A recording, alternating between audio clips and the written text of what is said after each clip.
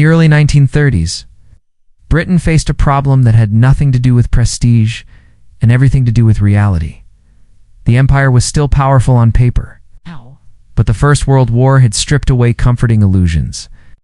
The professional army that once prided itself on discipline and marksmanship had been largely destroyed between 1914 and 1918.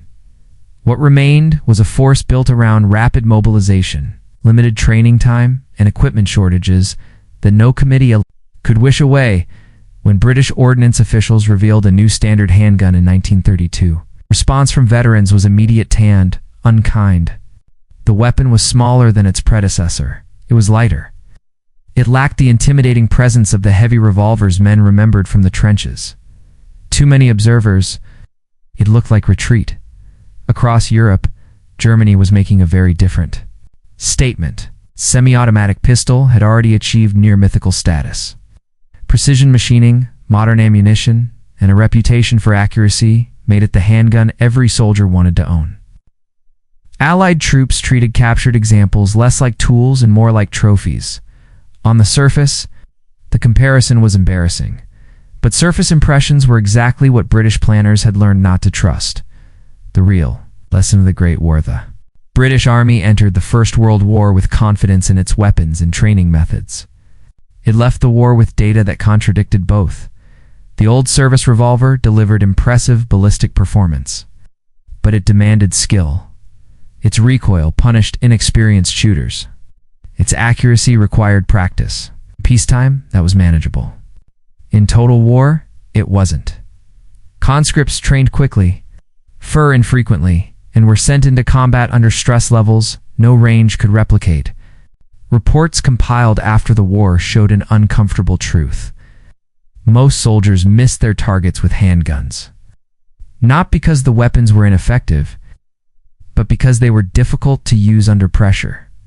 The conclusion reached by British planners was unsentimental. A weapon's theoretical power mattered less than whether an average soldier could place a shot where it needed to go. This was not about elegance. It was about probability.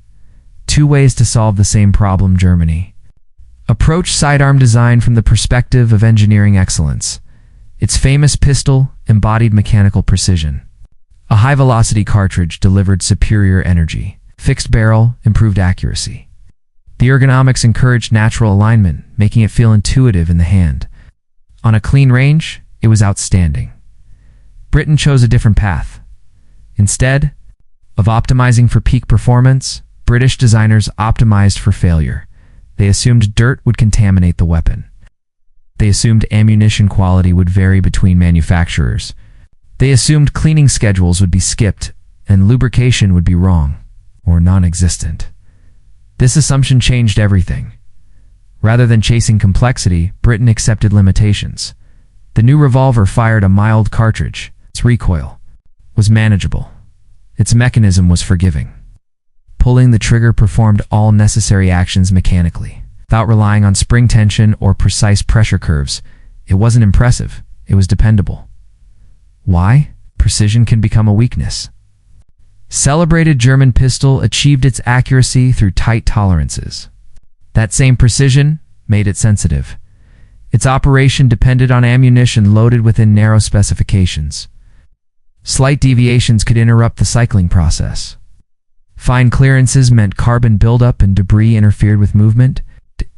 Environmental conditions, sand, cold, humidity, magnified these issues. In contrast, the revolver simply rotated its cylinder and struck the primer. No feeding process, no magazine lips to deform, slide needing momentum to complete a cycle. This difference wasn't theoretical. Multiple nations evaluated early semi-automatic pistols during the first decades of the 20th century and reached similar conclusions. Impressive under ideal conditions, unreliable under neglect. Neglect, of course, was the norm in war.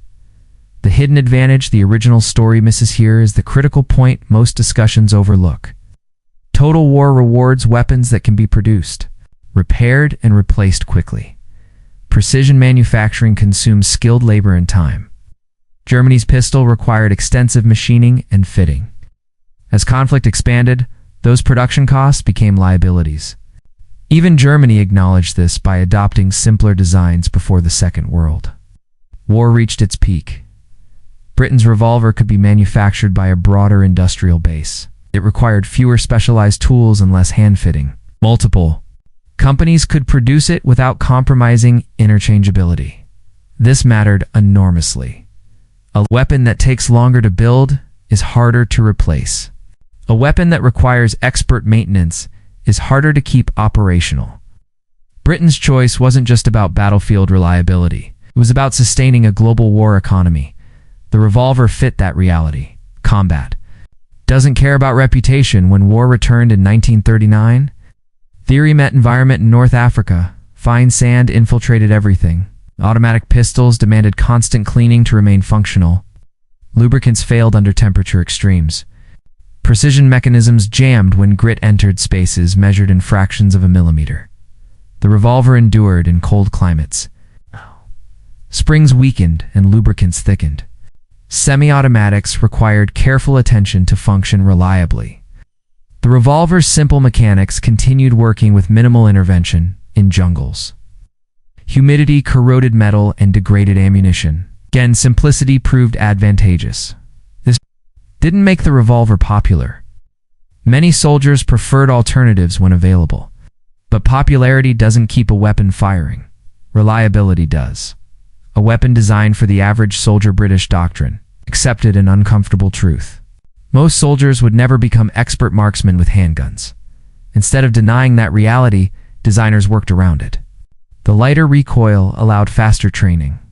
The manageable trigger characteristics improved hit probability at close range.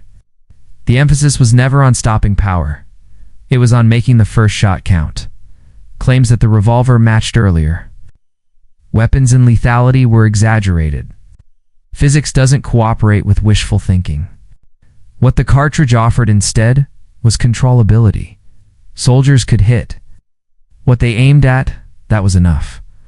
When engineers and soldiers disagree, interestingly, German experience mirrored Britain's conclusions. As the war progressed, German forces increasingly preferred simpler sidearms. Reports from the front showed relief when newer designs replaced older ones. Engineering pride gave way to practical relief. The myth that superior engineering always wins collapsed under the weight of sand, cold, and fatigue.